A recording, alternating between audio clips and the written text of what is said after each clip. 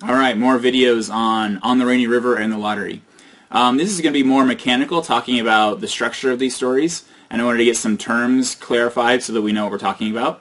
Both of these stories have a linear plot. They have a linear chronology. They follow a sequence of events in time, right? We don't have any flashbacks. It's pretty much it's uninterrupted from point A to point B.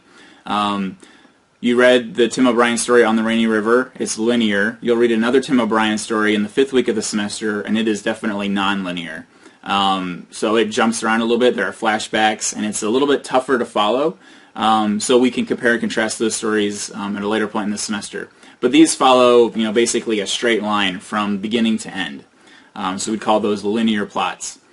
Now, who are our narrators in these stories? The narrator is the person telling the story. We have a third-person narrator in the lottery. It's a character. We don't know who the narrator really is, right? And I want to make a point that the narrator is not Shirley Jackson. Shirley Jackson is the author, right? She is outside of the story. And then the narrator is someone, kind of inside the story. He or she may not be participating in the events of the story, but that's the sort of eye in the sky in the realm of the story. So there's a difference between the author.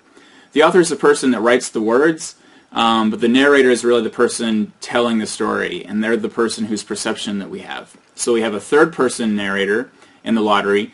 That means there's no use of I. That person is not present in the story, not talking in the first person.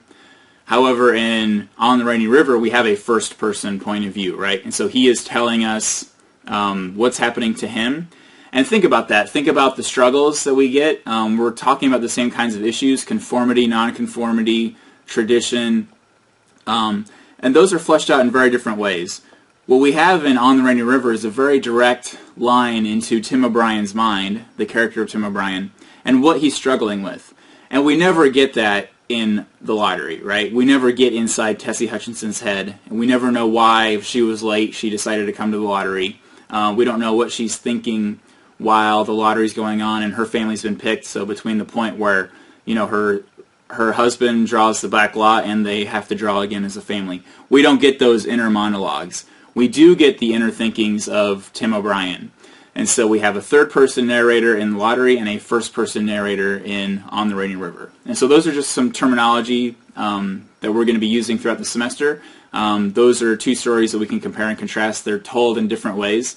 One is sort of from an outside perspective, and one is from a person very much involved in the goings-on of the story.